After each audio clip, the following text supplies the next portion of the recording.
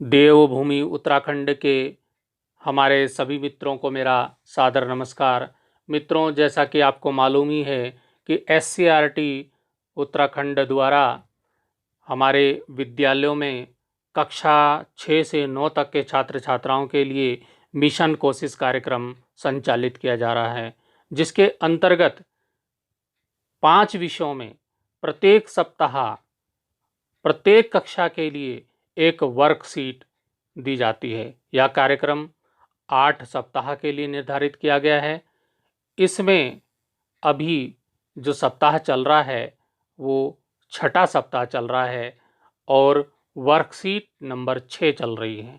तो आज हम इसी के अंतर्गत कक्षा 9 विषय हिंदी षष्ठ सप्ताह की जो वर्कशीट नंबर 6 है उसका यहाँ पर हम अध्ययन करेंगे, जिसको हिंदी में अभ्यास पत्रक बोला जाता है।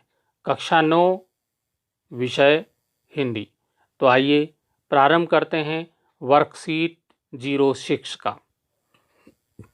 इसमें देखा होगा आपने, पिछली जो हमारी वर्कशीट नंबर 5 थी, उस वर्कशीट में हमने कबीरदास जी के बारे में पढ़ा, उनकी साखियों का अध्ययन किया, साखियों के शब्द को पढ़ा, शब्द में काव्य सौंदर्य और शिल्प सौंदर्य को जाना। तो शिल्प सौंदर्य के अंतर्गत एक भाग आता है छंद। तो आज हम पढ़ने जा रहे हैं छंद। छंद क्या होता है उसको समझेंगे।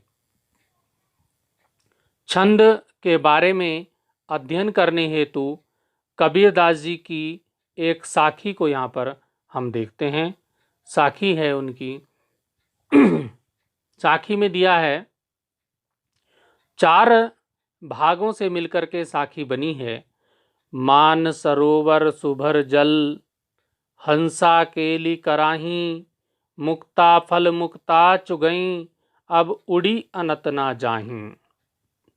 अब इसमें जो विराम चिन्ह लगे होते हैं, विराम चिन्ह मित्रों आप समझ रहे होंगे कि विराम चिन्ह क्या होते हैं।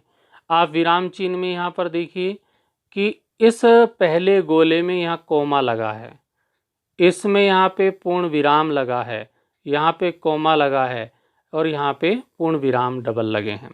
तो ये सब क्या हैं? विराम चिन्ह हैं। इन विराम चिन्हों को छंद की भाषा में यहाँ पे बोला जाता है यति, जो कि ये गोले में दिखाया गया है। इन विराम चिन्हों को ही यति कहते हैं। अब एक यति, एक विराम चिन्ह के बाद जो दूसरा भाग प्रारंभ होता है वो अगला चरण हो जाता है।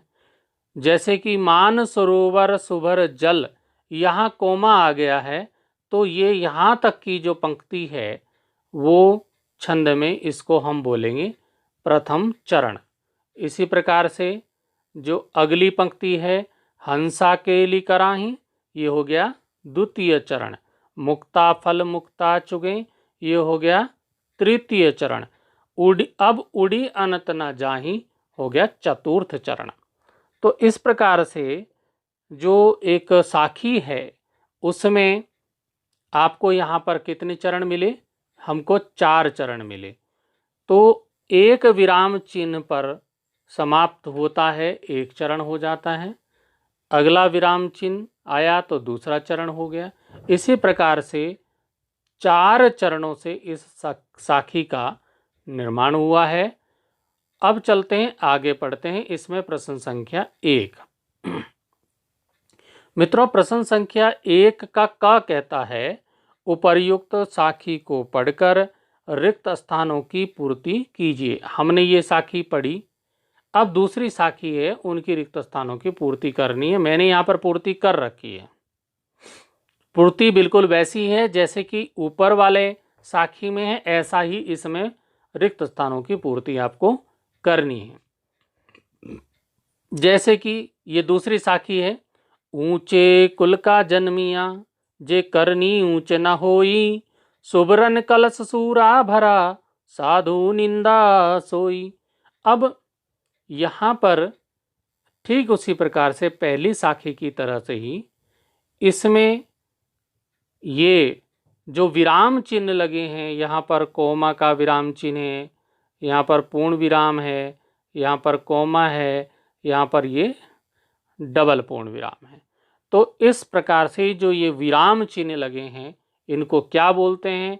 यहाँ आपको जो वर्कशीट उपलब्ध कराई होगी वहाँ पर खाली जगह है और खाली जगह में मैंने यहाँ पर ये भर दिया है यति। ये यति ऊपर वाले में भी यति भरा है यहाँ पर, और आपको इसमें भी ये यति भरना है। इसी प्रकार से खाली स्थान, जैसे कि ऊपर प्रथम चरण, ऐसे ही प्रथम चरण, द्वितीय चरण, तृतीय चरण, चतुर्थ चरण, उसी प्रकार से इसमें भी आपको क्या करना है? प्रथम चरण, द्वितीय चरण, तृतीय चरण और चतुर्थ चरण यहाँ पर भर देना है, ठीक उसी प्रकार से। अब आगे चलते हैं प्रश्न संख्या 1 का ख। ख क्या कहता है? छंद की गति हेतु दोनों साखियों का सस्वर वाचन कीजिए। तो मित्रों ये स्वयं ही सस्वर वाचन करना है, हमको अपने छात्र छात्राओं से ये वाचन करवाना है, उनको गाकर बोलना है। बच्चे जैसे कि जो कुछ ऑनलाइन पढ़ाई कर रहे हैं आजकल, तो वो घर में इसको गाकर इन साखियों का अभ्यास कर सकते हैं और अपनी आवाज़ को रिकॉर्ड कर करके अपने टीचर्स को भेज सकते हैं कि उन्होंने कितना सुंदर, कितना मधुर आवाज़ के साथ इसको गाया है। तो आप इसका सस्वर वाचन बच्चों के द्वारा किया जाएगा, तो इसका आप रिकॉर्डिंग करें और इसको भेजें अपने शिक्षक को। तो आप इसका सस्वर वाचन कर सकते हैं। मान सरोवर सुभर जल, हंसा के लिकराही, मुक्ता फल मुक्ता चुगई, अब उड़ी अनत न जाही कबीरा, अब उड़ी अनत न जाई। तो हमारे बच्चे इसको बहुत अच्छा सुंदर सस्वर वाचन कर सकते हैं। हम उतना अच्छा नहीं कर पाएंगे, बच्चे जितना अच्छा कर सकते हैं।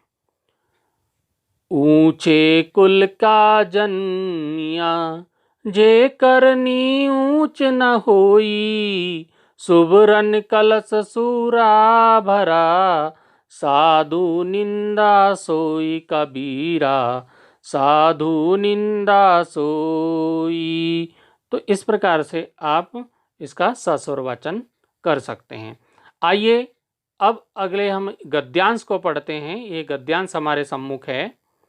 निम्नलिखित गद्यांश को ध्यानपूर्वक पढ़िए। अब इसको आप ध्यानपूर्वक पढ़ लेंगे, अपनी जो वर्कशीट आपके पास होगी उससे आप इसको ध्यानपूर्वक पढ़ेंगे। हम बात कर रहे थे छंद की, तो छंद में इसके बारे में हम पढ़ते हैं। छंद कहते किसको हैं?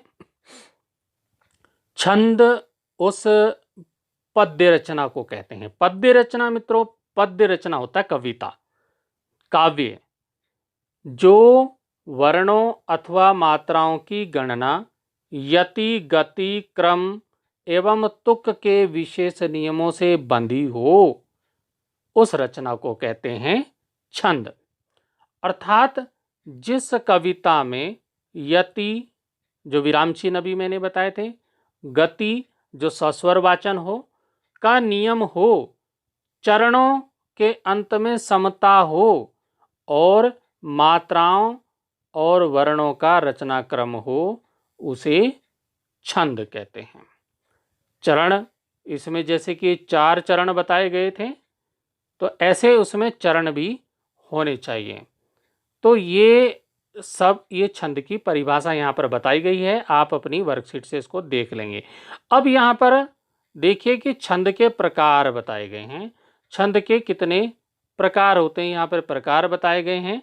तो छंद के यहाँ पर 2 प्रकार बताए गए हैं। एक यहाँ पर बताया गया है मात्रिक छंद, दूसरा बताया गया है वर्णिक छंद। ये आपको दिखाई दे रहा होगा, वर्णिक छंद और मात्रिक छंद।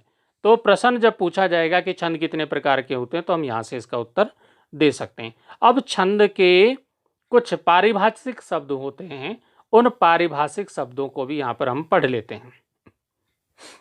पारिभाषिक शब्द, जो उसमें पहला जो शब्द है चरण, देखो उसमें 4 चरण अभी आए थे, प्रथम चरण, द्वितीय चरण, तृतीय चरण, चतुर्थ चरण। तो ये चरण क्या होता है, इसको परिभाषित करेंगे। छंद की प्रत्येक पंक्ति को चरण कहा जाता है। चरण किसको कहा जाता है, अगर पूछा जाता है कभी प्रश्न, तो चरण छंद की प्रत्येक जो पंक्ति है, उसकी लाइन है, उसको हम चरण कहते हैं। अब इसमें मात्रा क्या होता है, मात्रा किसी स्वर के उच्चारण में लगने वाले समय को मात्रा कहते हैं। मान लो कोई हमारा स्वर है और उस स्वर में हमें बोलने में थोड़ा सा समय ज़्यादा लगता है, तो वो क्या हो गया, वो बड़ा स्वर हो गया, उसमें मात्रा डबल हो गई। और जिसमें कम समय लगा उसमें कम मात्रा हुई। तो किसी स्वर के उच्चारण में लगने वाले समय को मात्रा कहते हैं। अब यहाँ पर आया यति। यति कैसे कहते हैं, विराम को ही यति कहा जाता है। वो मैंने अभी शुरू में आपको बताया कि जो विराम चिन्ह लगे हुए हैं, जो आराम है, उसी को हम यति कहते हैं। तो जब हम छंद को पढ़ते हैं, जैसे हमने इन साखियों को पढ़ा, तो छंद पढ़ते समय चरण के किसी खास स्थान पर कुछ देर के लिए विराम होता है, जहां ठहरा जाता है, मतलब रुक जाते हैं, थोड़ी देर के हल्का सा रुकते हैं। इस ठहरने की क्रिया को ही यति कहते हैं, इस रुकने की क्रिया को यति कहते हैं। अब वह गति क्या होता है, हर छंद में एक प्रकार का प्रवाह होता है और छंद लयपूर्ण हो जाता है, उसे गाने का मन करता है। इस पद प्रवाह को ही गति कहते हैं। अब ये शब्द पारिभाषिक शब्द आए कहाँ से, परिभाषा में शब्द आए थे, इसलिए पारिभाषिक शब्द हैं। ये देखिए यहाँ पर आया था, जब हम इसको पढ़ रहे थे छंद की परिभाषा को, इसमें आया था कि जो वर्णों अथवा मात्राओं की गणना यति, गति, क्रम एवं तुक के विशेष नियमों से बंधी हो, अर्थात उसमें यति तथा गति का नियम हो, तो उसको हम क्या कहते हैं, छंद कहते हैं। तो उसी प्रकार जो ये परिभाषा में जो शब्द आए हमारे पास, चरण, मात्रा, यति, गति, इनको हमने यहाँ पर जान लिया कि ये क्या होते हैं। जब इसको आप जान लेंगे कि चरण क्या होता है, मात्रा क्या होती है, यति क्या होता है, गति क्या होता है, जब इनको आप समझेंगे तभी आप आगे चलकर छंद को समझ पाएंगे। अब हम चलते हैं आगे प्रश्नोत्तर पर। प्रश्नोत्तर में आप देखिए प्रश्न संख्या 2 क्या कहता है। हमारा प्रश्न संख्या 2 कह रहा है, उपर्युक्त गद्यांश को पढ़कर प्रश्नों के उत्तर दीजिए। हमने गद्यांश पढ़ लिया, अब इसके उत्तर हम यहाँ पर देते हैं। तो हमारा पहला प्रश्न है 2 का, छंद किसे कहते हैं। पहला प्रश्न है, छंद किसे कहते हैं। तो अभी हमने परिभाषा पढ़ी, वहीं से आप इसका उत्तर लिख सकते हैं, छंद किसे कहते हैं। हम यहाँ पे उत्तर दिखा देते हैं आपको। ये प्रश्न संख्या 2, गद्यांश पर आधारित प्रश्नों के उत्तर। छंद किसको कहते हैं, छंद की परिभाषा यहाँ पर देख लीजिएगा, ऊपर आपको गद्यांश में भी मिल जाएगी। जो आपके पास वर्कशीट है उसके गद्यांश में भी परिभाषा है, और आप यहाँ से भी लिख सकते हैं छंद किसको कहते हैं।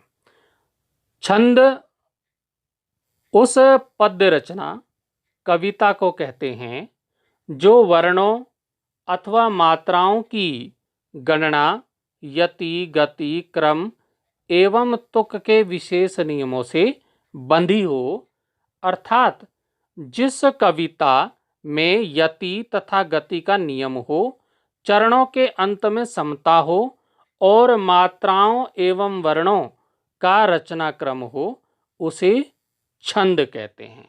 तो आप ये वाली परिभाषा भी यहाँ से लिख सकते हैं। ये हमने यहाँ पे जो परिभाषा दी पूरी, ये आप यहाँ से लिख सकते हैं छंद की ये परिभाषा। तो छंद किसे कहते हैं, ये हो गया। अब अगला प्रश्न है हमारा कि छंद कितने प्रकार के होते हैं। अब छंद कितने प्रकार के होते हैं, ये अभी हमने पढ़ा कि छंद 2 प्रकार के होते हैं। ये हमारा प्रश्न है, छंद कितने प्रकार के होते हैं। अब उत्तर हम देख लेंगे। छंद 2 प्रकार के होते हैं, मात्रिक छंद और वर्णिक छंद।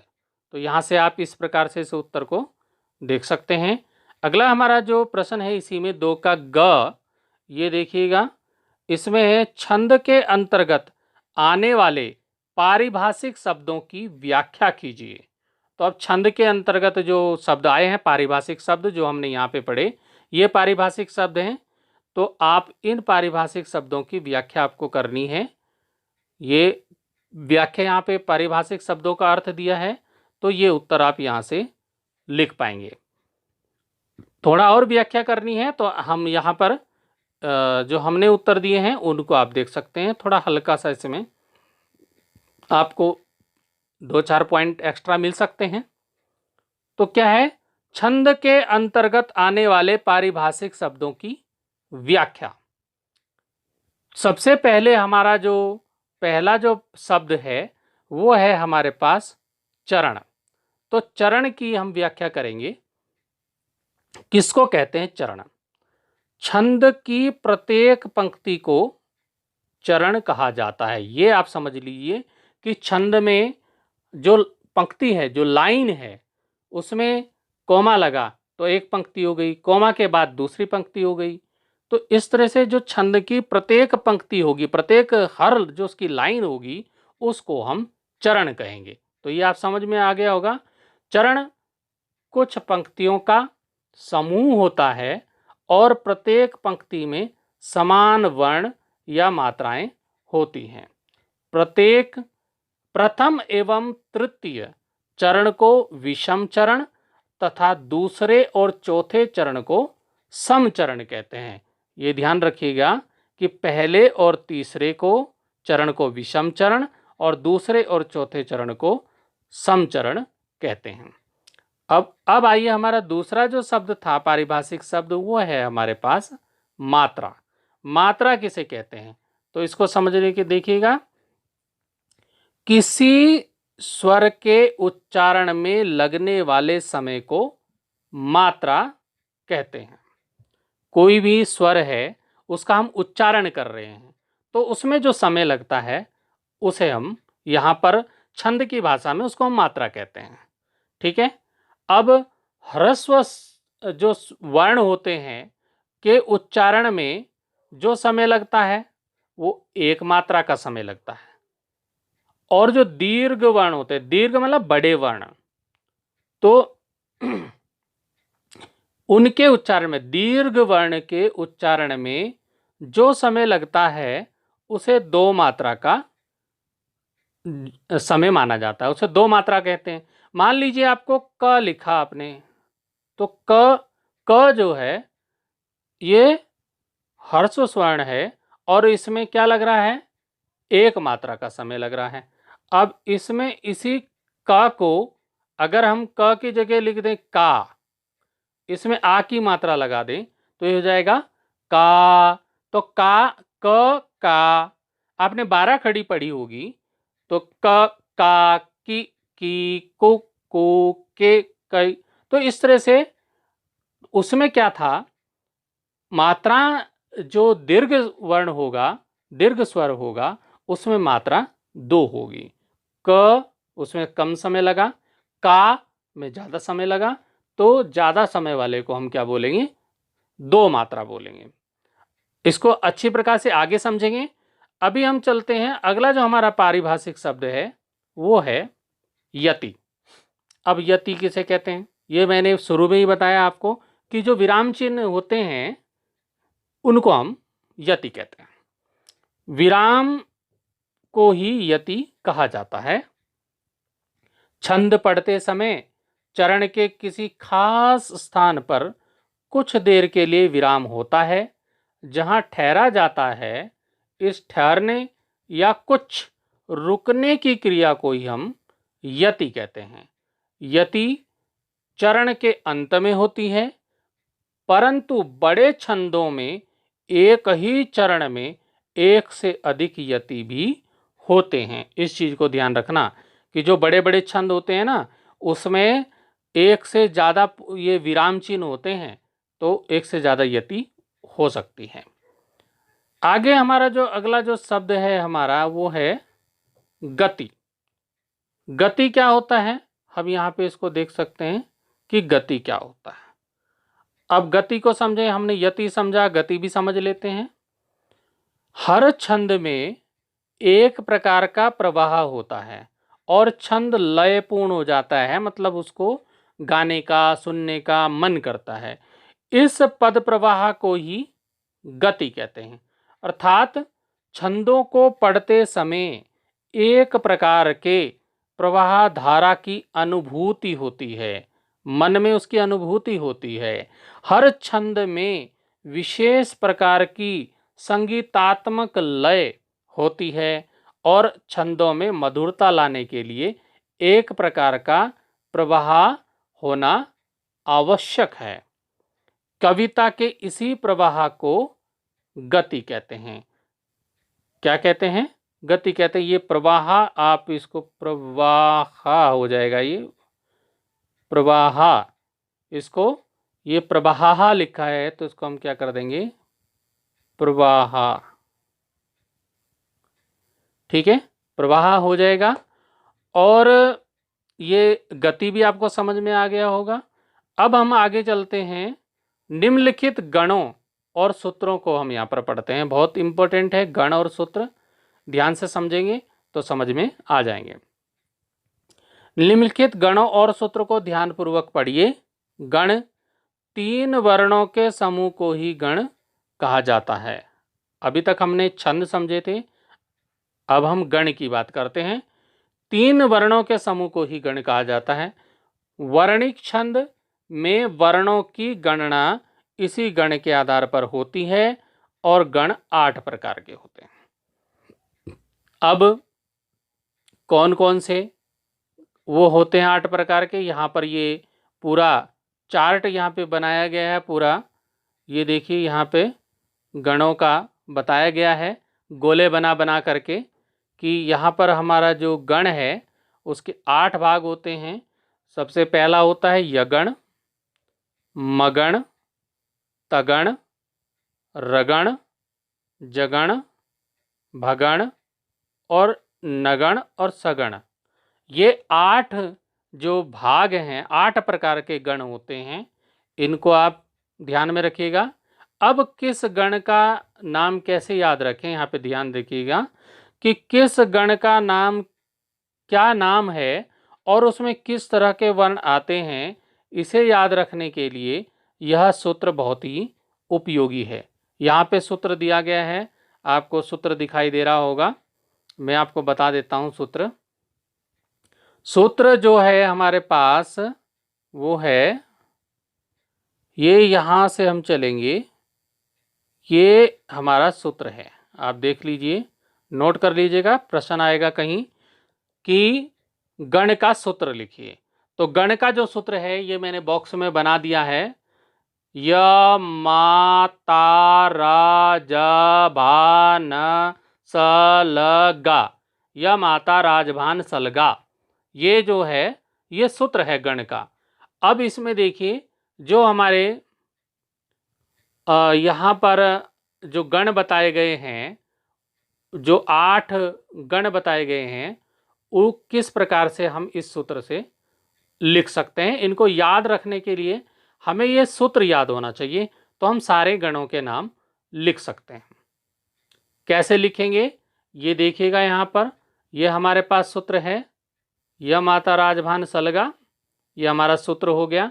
अब यहाँ पर देखिएगा कि या से क्या बना, या से बना यगण, मा से बना मगण, ता से बना तगण, रा से रगण, ज से जगण, भा से भगण, ना से नगण, सा से सगण, ला से लघु और गा से गुरु। अब इस सूत्र से हम क्या बना सकते हैं, उन गणों के नाम लिख सकते हैं। तो हमारे गण जो हैं वो हैं यगण, मगण, तगण, रगण, जगण, भगण, नगण, सगण, ये हमारे गण हैं। इसके बाद लघु और गुरु ये इसमें अलग से सूत्र के अनुसार जोड़े गए हैं। अब इसमें आप इस सूत्र को याद कर लेंगे तो आप सारे गणों के नाम लिख सकते हैं और उनकी मात्राएं भी लिख सकते हैं। अब यहाँ पे ये आप देख रहे होंगे कि या लिखा है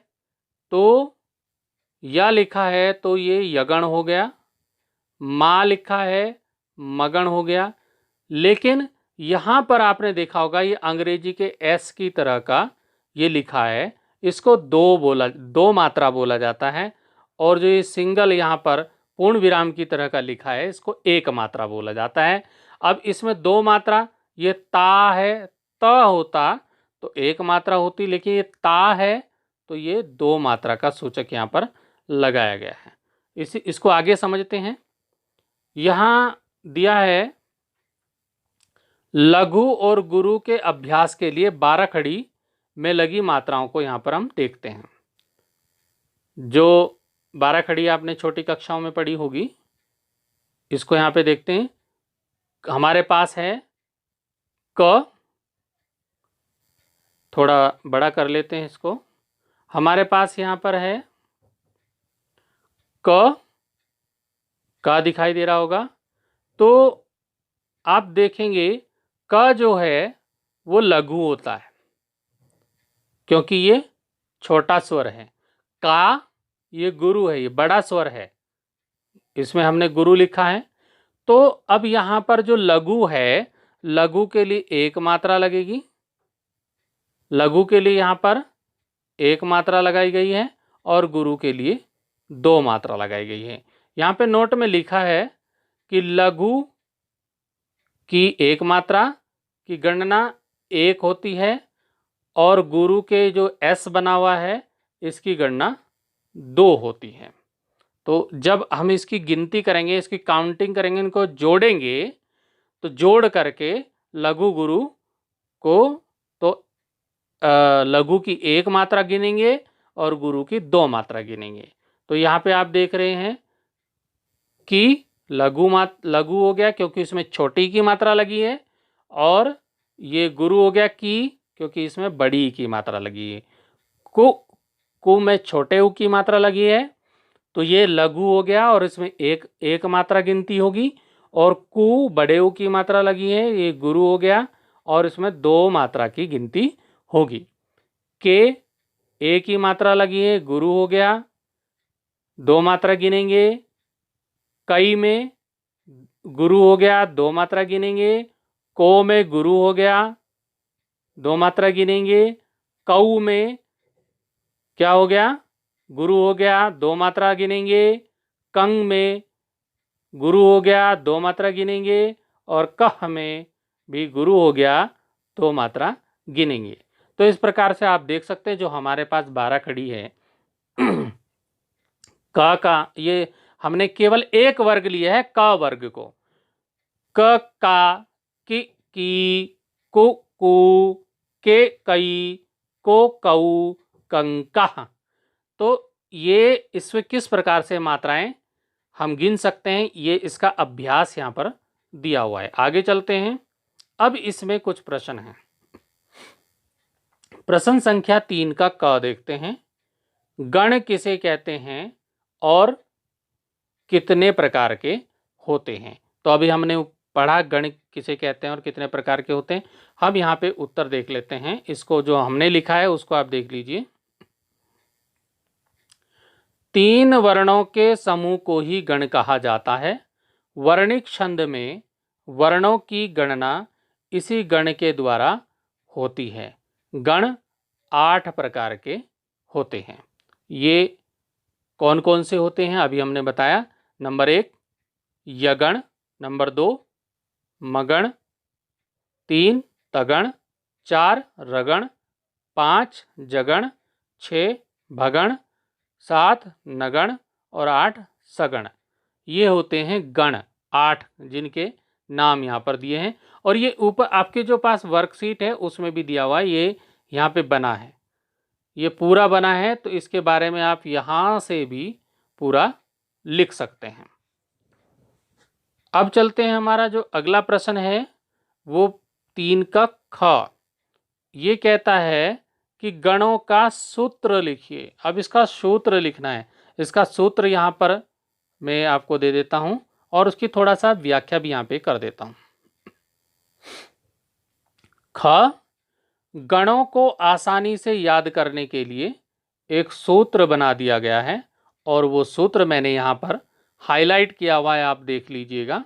ये हमारा गणों को याद करने के लिए सूत्र यहाँ पे बना है, य माता राजभान सलगा। तो आप इस सूत्र को नोट कर लीजिएगा। इसका इस जो सूत्र का प्रत्येक अक्षर प्रत्येक गण का नाम है, तो आप इससे गणों को याद कर पाएंगे। तो हम इसको थोड़ा समझ लेते हैं।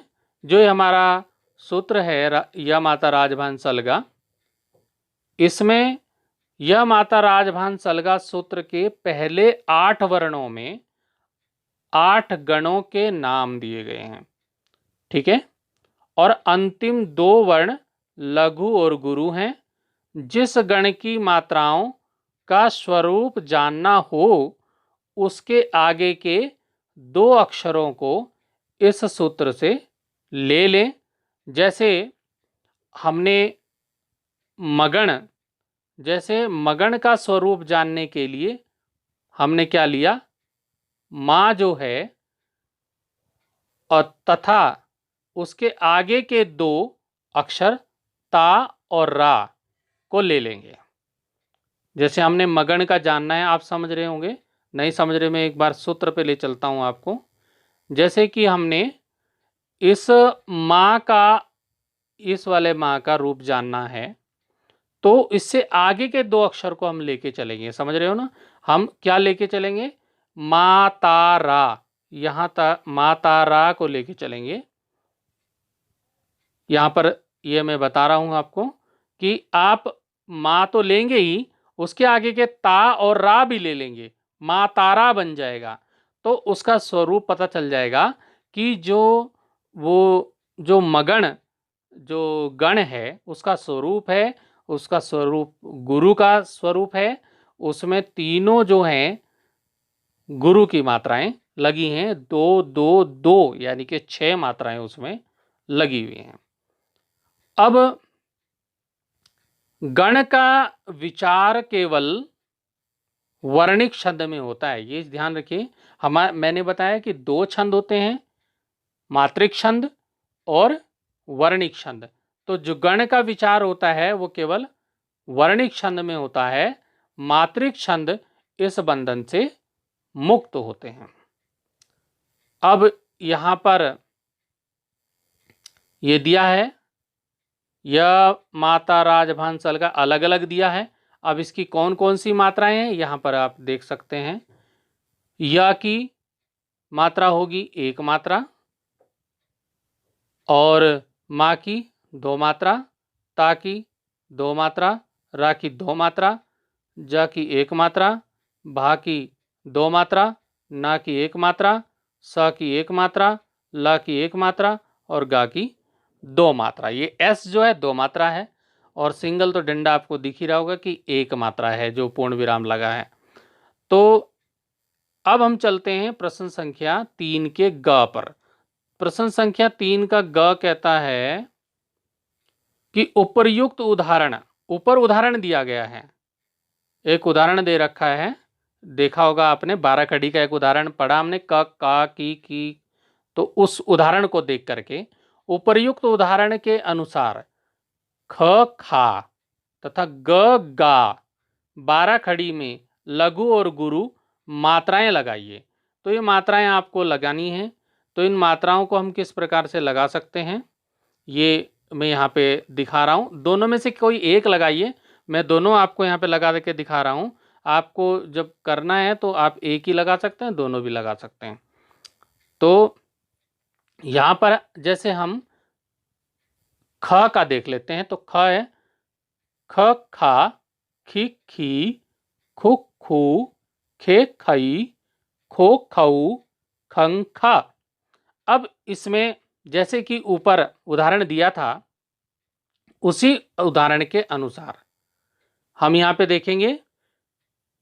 ये जो ख है ये लघु है, और ये जो खा है ये गुरु है। इसी प्रकार से हम देख सकते हैं दूसरा उदाहरण, मैंने दोनों उदाहरण यहाँ पर दिए हैं, आप दोनों को देख सकते हैं। ठीक उसी प्रकार से ख जो है वो लघु है, ग क्या है, लघु है। आपको इनमें से कोई एक करना है, चाहे ये वाला कर लीजिए चाहे ये वाला कर लीजिए, दोनों भी कर लो तो कुछ बिगड़ने वाला नहीं है। तो अब हम यहाँ पे देखेंगे, खा गुरु है, उसमें आ की मात्रा लगी है, और यहाँ पे दो मात्रा हो गई, यहाँ पे एक मात्रा थी यहाँ पे दो हो गई। खी लघु है, एक मात्रा है, खी गुरु है, दो मात्रा हो गई। खू लघु है और एक मात्रा हो गई। ऐसे खू गुरु है, दो मात्रा हो गई। खे गुरु है, दो मात्रा हो गई। तो इस प्रकार से आगे सब में दो दो मात्राएं लगी हुई हैं, ये आप देख लीजिएगा, क्योंकि सभी क्या हैं, गुरु हैं, सारे के सारे गुरु हैं, और इनमें सब में दो दो मात्राएं लगी हैं। इसी प्रकार से इसमें ग वाले में भी मात्राएं हो जाएंगी। ग का लघु है तो एक मात्रा हो जाएगी, और गा गुरु दो मात्रा, गी लघु एक मात्रा, गी गुरु दो मात्रा, गु लघु एक मात्रा, गु गुरु दो मात्रा, गे गुरु दो मात्रा, गई गुरु दो मात्रा, गो गुरु दो मात्रा, गौ गुरु दो मात्रा, गंग गुरु दो मात्रा, गह गुरु दो मात्रा। तो इस प्रकार से आप समझ गए होंगे, जहां पर एक जो छोटा स्वर है, हर्ष स्वर है, वहां पर एक मात्रा लगेगी, और जहां पर दो मिल गए हैं, जैसे ग लघु हुआ और ग जो गा है उसमें दूसरा भी मिला है, गा में आ की मात्रा लगी है, तो ये गुरु हो गया। बड़ा स्वर, दीर्घ स्वर जहां पर लगा है वहां पर वो क्या हो जाएगा, गुरु हो जाएगा, और बाकी उसमें लघु होगा। और गुरु की दो मात्रा याद रखना है, और लघु की एक मात्रा याद रखना है। चलते हैं अगले, हम दोहा छंद को पढ़ते हैं। दोहा छंद हम दोहे बहुत पढ़ चुके हैं। कबीरदास जी की जो साखियाँ हैं वो सारी दोहा ही हैं। तो यहाँ पर हम क्या करेंगे, दोहा छंद, एक यहाँ पे दोहा दिया गया है, उसको उदाहरण को पढ़ते हैं। दोहा छंद का एक उदाहरण यहाँ पर हम देख लेते हैं। मेरी भव बाधा हरो, राधा नागरी सोई, जातन की झाई परे, श्याम हरित दुति होई। ये हमारे पास एक दोहा छंद है। अब इसमें आप देखिए, जो हमने मात्राएं देखी उन्हीं मात्राओं को यहाँ पर लगाया गया है और दिखाया गया है कि कैसे मात्राएं इसमें लगी हैं। तो मित्रों यहाँ देखिएगा, पहला जो हमारा शब्द है वह है मेरी, फिर है भव, फिर है बाधा, फिर है हरो। अब ये शब्द अलग, ये इसका हमारा क्या बन गया, ये हमारा बना प्रथम चरण, ये एक चरण हुआ।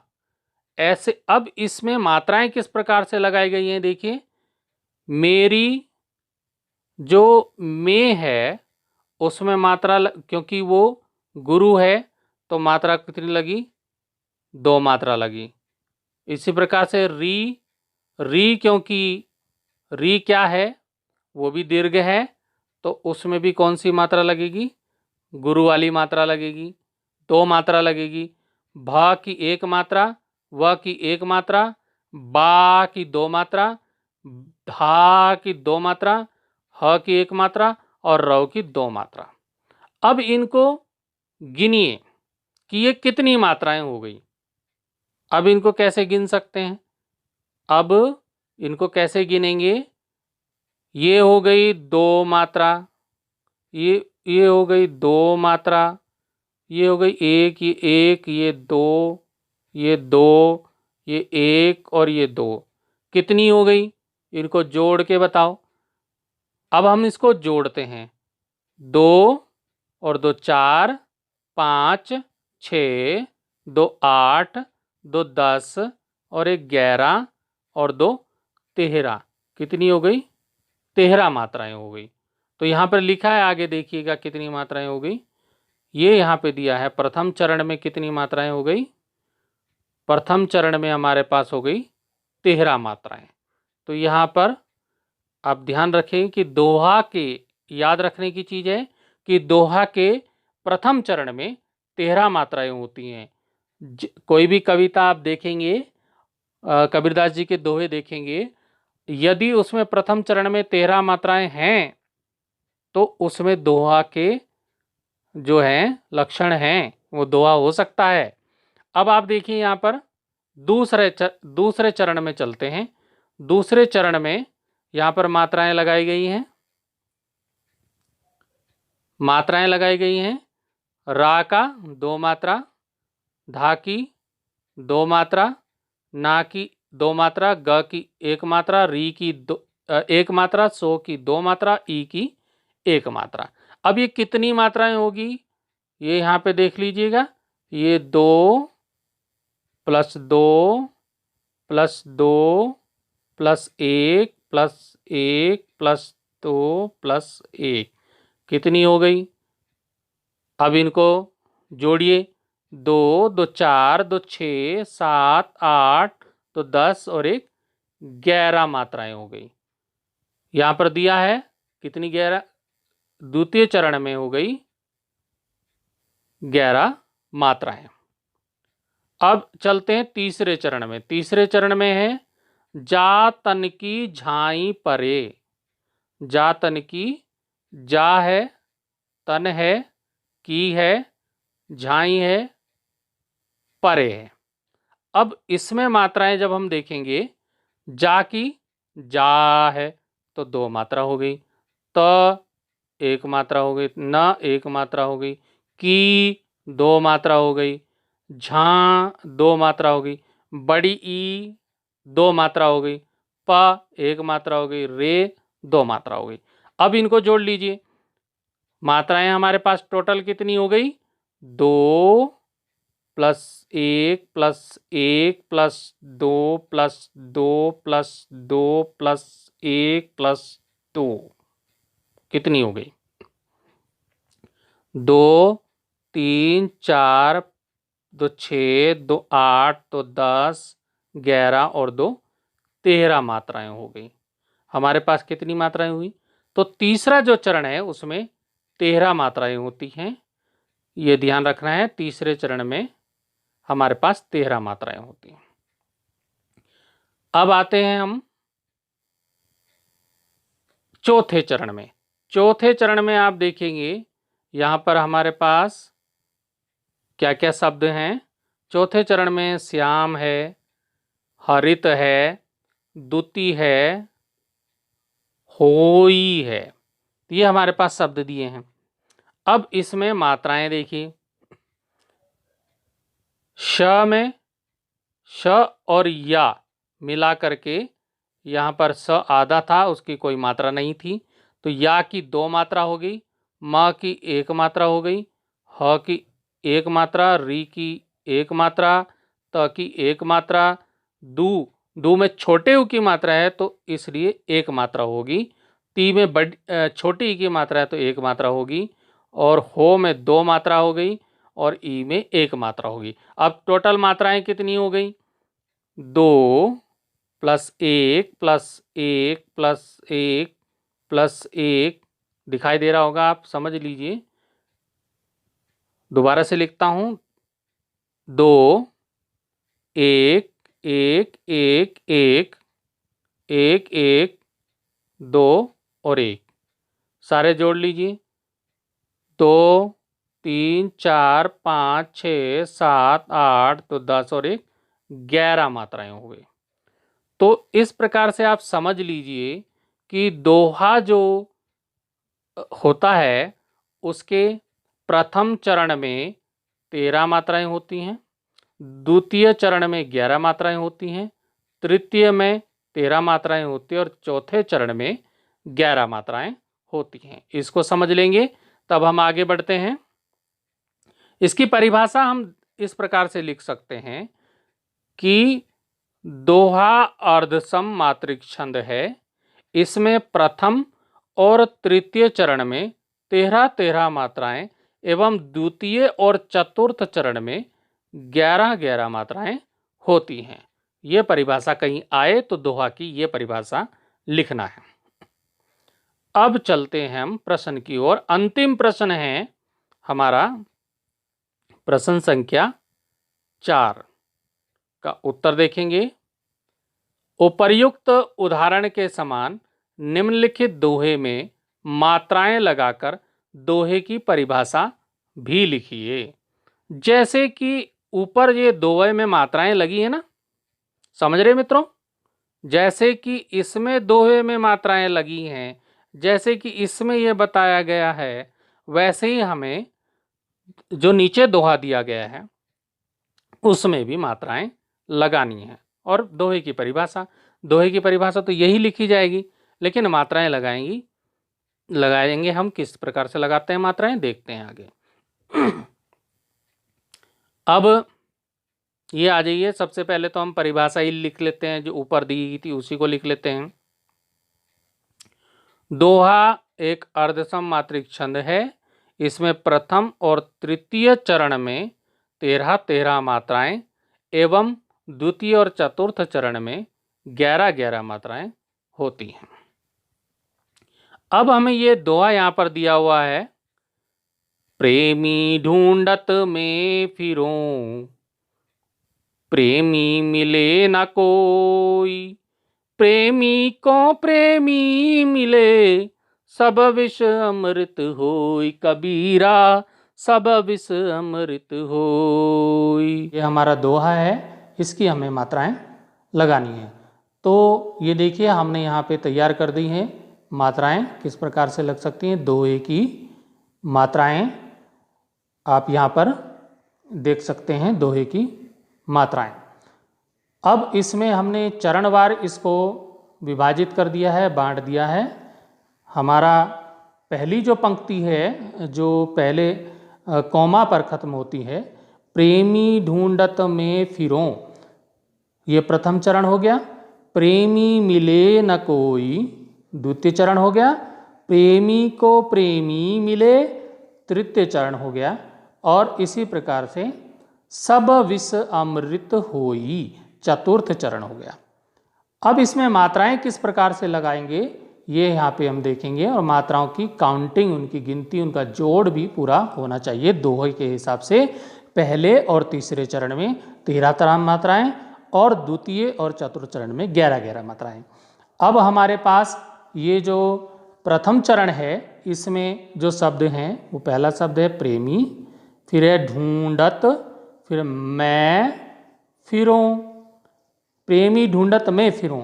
अब इसमें जब मात्राएं लगी, यहाँ पर जो मात्राएं हैं, प्रे का हो गया 2 मात्रा, में की हो गया 2 मात्रा क्योंकि ये गुरु स्वर है, और ढूंढत में ढूं की होगी 2 मात्रा, ढ की होगी 1 मात्रा, त की होगी 1 मात्रा, मैं की होगी 2 मात्रा, फी में छोटी की मात्रा है तो 1 मात्रा लगेगी, और रौ गुरु हो गया तो यहाँ पर 2 मात्रा लगेगी। तो मित्रों इस प्रकार से ये मात्राएं हो जाएंगी 2 + 2 + 2 + 1 + 1 + 2 + 1 + 2। इस प्रकार से ये मात्रा हो जाएंगी 2 और 2 4, 2 6, 7, 8, 2 10, 11 और 2 13 मात्राएं यहाँ पर लिखी हैं। कितनी 13 मात्राएं हो गई? तो दोहे का जो प्रथम चरण है उसमें 13 मात्राएं होती हैं। ये इस प्रकार से यहाँ पर आप देख सकते हैं। अब चलिए द्वितीय चरण में हमारे पास जो शब्द हैं वो है प्रेमी, मिले, ना, कोई। अब इसमें मात्राएं आप देखिएगा, यहाँ पर हो गई 2 मात्रा, प्रे की 2 मात्रा, मी की 2 मात्रा, मि की 1 मात्रा, ले की 2 मात्रा, न की 1 मात्रा, को की 2 मात्रा और ई की 1 मात्रा। अब ये देखिएगा कि ये टोटल कितनी मात्राएं हुई? 2 plus 2 plus 1 plus 2 plus 1 plus 2 plus 1, total 11। 2 2 4 5 2 7 8 2 10 और 1 11 मात्राएं, जो कि दोहे के द्वितीय चरण में 11 मात्राएं होती हैं। तो ये हमारी काउंटिंग भी बिल्कुल सही है। अब चलते हैं तीसरे चरण में। तृतीय चरण में आप देखिए हमारे पास शब्द है प्रेमी, को, प्रेमी, मिले। अब इसमें मात्राएं देखिए, प्रे की 2 मात्रा, मी की 2 मात्रा, को की 2 मात्रा, प्रे की 2 मात्रा, मी की 2 मात्रा, मी की 1 मात्रा और ले की 2 मात्रा। कुल कितनी हो गई? 2। कुल मात्राएं हो जाएंगी 2 plus 2 plus 2 plus 2 plus 2 plus 1 plus 2। होनी कितनी चाहिए? 13 मात्राएं होनी चाहिए। देखिए 2 2 4 2 6 2 8 2 10 11 और 2 13 मात्राएं यहाँ पर कुल हो गई। तृतीय चरण की शर्त भी पूरी हो गई। अब चलिए चतुर्थ चरण में चलते हैं। चतुर्थ चरण में हमारे पास जो शब्द हैं वह सब, विष, अमृत, होई।